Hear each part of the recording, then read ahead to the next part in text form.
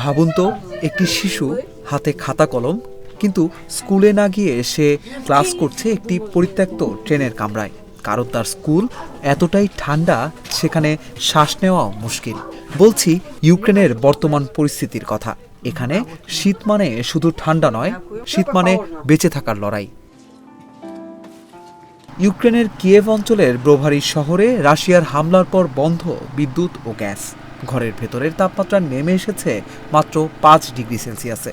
এই শীতে উষ্ণতার খোঁজে মানুষ আশ্রয় নিচ্ছে পরিত্যক্ত রেলগাড়িতে। এই ট্রেনগুলো এখন আর ভ্রমণের জন্য নয়, এগুলো এখন মানুষের শেষ আশ্রয়।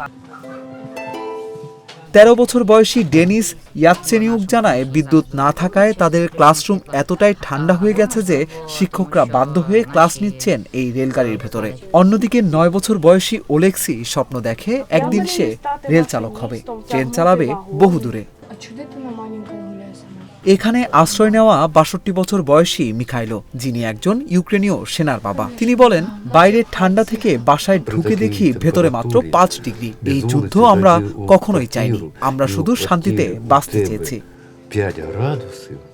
বোমা, ড্রোন আর অন্ধকার ইউক্রেনের মানুষকে হার মানাতে পারেনি। রেলগাড়ির এই বগিগুলো এখন শুধু আশ্রয় নয়, এগুলো ইউক্রেনের মানুষের টিকে থাকার অদম্য প্রতীক।